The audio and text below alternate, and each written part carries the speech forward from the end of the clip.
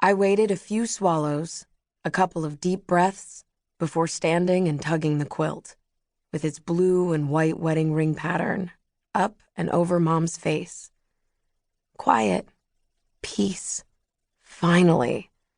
Exhaustion frayed my edges, fringed my cogent mind until the world hazed a gray blue. Mom's death was a type of ending, sure, but the beginning of so much more. Are we ready? I tucked the corners of the quilt down under the mattress, into the crevice between the headboard and pillows. Smoothed out the wrinkles, covered up the filth. The days of dying cleaned up with the bright rings of magical promises my parents made to each other 20 years ago. The bulge in the middle of the bed didn't resemble a human being anymore, let alone the woman who'd loved us our whole lives. Why didn't she listen when it mattered? The juncos, chickadees, and nuthatches chattered like stock traders outside. Or maybe, as the world fell more silent with each death, the birds simply seemed louder, more insistent. The day was what Washingtonians called partly sunny rather than partly cloudy, and only about 50 degrees, but I'd kept the windows open. The chilled breeze blew in the stench of rotting meat and garbage. This world was separated only by a matter of degrees of gross. I almost didn't notice.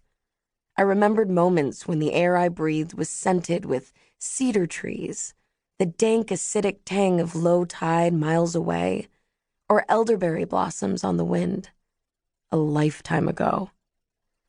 Can it really be only 8 weeks? Move, Nadia, don't stop moving. So much to do. Rabbit's footsteps sounded like a herd of elephants pacing upstairs.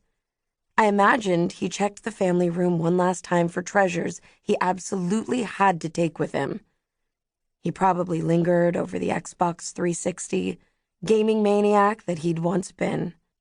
The shooting game Uncle Bean gave us with a stern lecture to hide it from Mom, but practice aiming, firing, and holding a weapon until we were comfortable with it. Rabbit clattered down the stairs, dropping something heavy, swearing words he shouldn't know at 11. A sigh deflated my legs until all I wanted to do was melt into the floor and let the virus get me too. Or pills, or booze, or blades, anything to not be left behind. I leaned my back against the side of the bed and scratched my scalp. My fingernails had blood and other grossness in the cracks and creases. Will they ever be completely clean again? Will I? Rabbit's footsteps paused outside the master suite's door. He'd worry at the quiet. Mom's moans and screams became a part of our routine.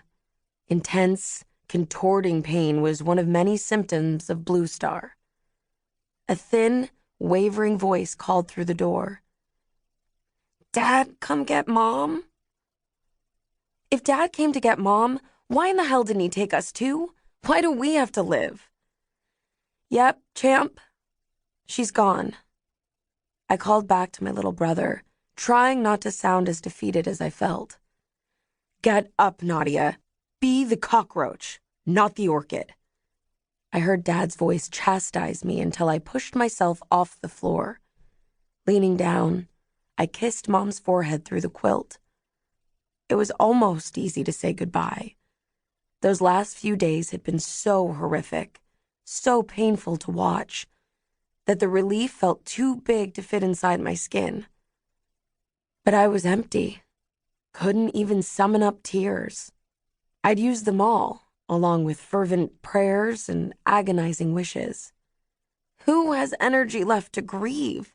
I have to be strong, keep it together. Are you, when? Rabbit shouted as he threw a tennis ball against the hallway wall with a steady thrum of a heartbeat. He did it when he was most worried, most anxious.